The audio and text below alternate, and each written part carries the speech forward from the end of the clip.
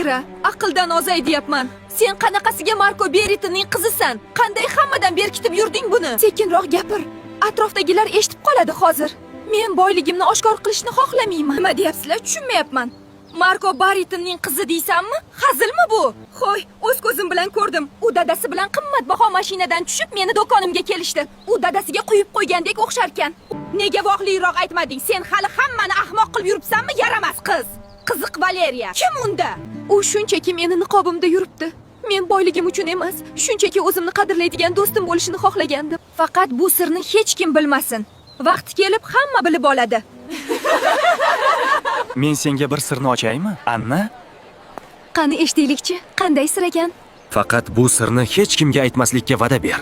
Aslida Marko Beritoning qizi Valeriya emas, Elira. Sen buni qayerdan bilasan? Meni dadam Marko Beritin bilan hamkor bo'lib ishlashadi. Qanday bo'lmasin, Marko Beritinning boyligiga ega chiqishim kerak. Tug'ilgan kuning menga juda ham yoqdi. Juda chiroyli o'tdi. Bizni tez-tez uyingga chaqirib tur. Dadam begonalarni uyga kiritmaydi. Lekin sizlarga yo'q deb bo'larmidi? Anavi Elirani ko'rdingmi?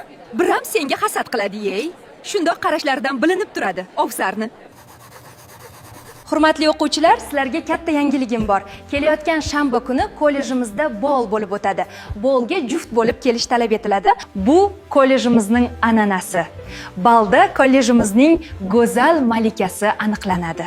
Balga har bir o'quvchi o'zi bilan mehmon olib kelishi mumkinmi bizni qo'llash uchun? Qo'llash uchunmish. Kim g'olib bo'lishi aniq bo'lsa, nima qilasan?